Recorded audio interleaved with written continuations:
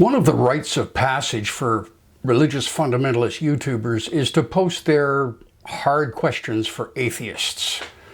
So therefore, one of the rites of passage for skeptic and atheist YouTubers is to post reply videos. Let's have a look. Now, when the Supreme Court made the decision about Roe v. Wade, we were told that by the left, including many of them secular atheists, doesn't matter what the Supreme Court says, women have the right to abortion. Well, what do you mean right? What are you appealing to exactly when you talk about this mystical right that exists? You're not appealing to God. What are you appealing to? If you can only appeal to man, if you can only appeal to the government, then it's up to them what the rights are. And it doesn't make any sense. If the government says you have a right to this, it doesn't make any sense to say, no, that's not true. What do you mean it's not true? According to you, a right by definition is simply whatever the government says. Garbage. It isn't whatever the government says, it's whatever we say through the government. Hopefully, the electorate is smart enough to elect smart politicians who do what's in our best interests. But since Matt Walsh believes in Christo-fascism, he thinks that regular government should be fascism as well. Hello and welcome to The Simple Skeptic. Please like and subscribe if you haven't done so already. Hit that little bell wherever it is, and you'll be notified every time a new video pops up. So after suffering through Matt Walsh, let's take a look at a few people who are equally dim but not quite as well known. So I've got 3 questions that I want to ask atheists, and these aren't gotcha questions. I sincerely want to know the answer to these questions. First question is, do you believe that God does not exist? So you kind of either have that belief or you don't. You either believe that God does not exist or you don't.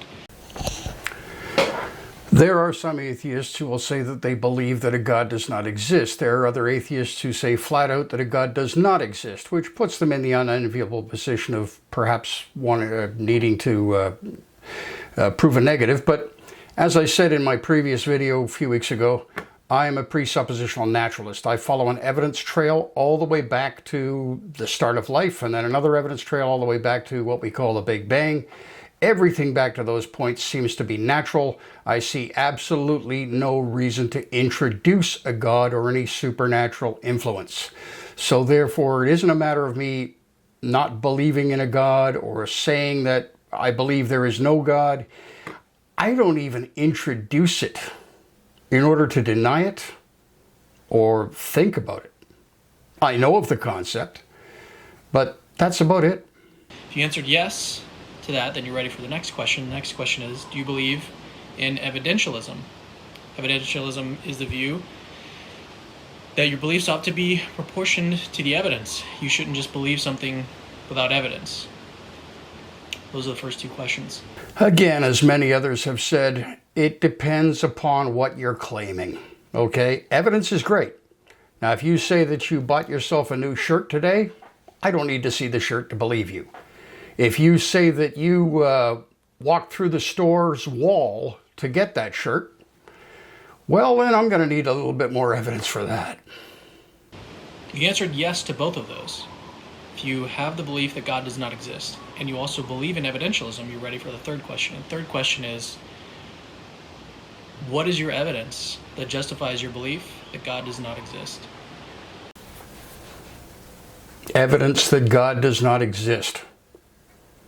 I don't have to justify that because I'm being asked to prove a negative. No. You are making the claim that a God exists. You provide the evidence. I haven't seen anyone do that so far. All I've seen is claims. You fail. Quick question for you. If you're an atheist, why do you not believe in God? And if you don't believe in God because you say the book is written by man, why do you believe in evolution? Because that was also made up by a guy, I think. Yes, all books were written by humans tell us something we don't know. It isn't a matter of believing in evolution, it's a matter of accepting the scientific evidence. The Bible has very little evidence other than a few archaeological matchups. Evolution has a lot. One of the most unsettling questions an atheist has to answer is there meaning to life? Unsettling to you, maybe, but I don't find it unsettling at all.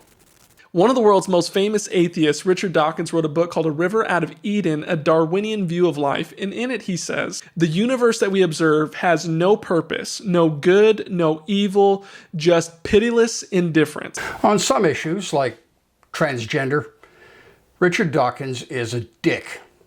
But on this one, he's right. That is the consistent view of atheism, that life has no meaning or purpose. No, it isn't a view of atheism. Atheism doesn't have views. Atheism is merely a position statement. It says that God has not yet been proven. That's all. But we don't live that way. We live as if things matter in this world. We live as if life actually has meaning, and you have meaning and are here for a reason. We are intelligent, thinking creatures who are able to communicate complex and abstract ideas between each other. We are able to save our ideas on paper, on papyrus, on rocks, on electronic media. We make purpose in our lives because we have emotions, we have feelings, and we're a community of individuals who like to help each other. We like to feel that we have a purpose. That doesn't mean that the universe gives us a purpose or cares about us at all. Everybody on this earth exists for a purpose, and we're created by God and for a relationship with God. That Jesus created you specifically with value, with dignity and worth, and that your life actually has meaning. Follow for more. And we've been waiting for evidence for that for a very long time. And your statement is no evidence at all, just another claim. Okay. What the hell is with the heavy breathing? I can see where his left hand is, but I don't know where his right hand is. I don't want to think about what he's doing. See, throw it back. Start a riot. The universe has a cause. Okay, I'll go with that. I think I know where this is going. Yeah. See, throw it back. Start a riot. Oh, congratulations, you didn't go with the Kalam cosmological argument. But you went on into another non sequitur. The universe is not fine-tuned for life. We are fine-tuned for the universe. And the way we got fine-tuned for the universe is through something called evolution. See, throw it back. Start a riot. Yeah, Jesus resurrected from the dead. You got video? They didn't have cell phones in those days. But the evidence for that is actually nil. And many theologians don't accept it. Well, there we are, my rite of passage. Thanks for participating, folks, whoever you were. And thanks for watching. See you again soon.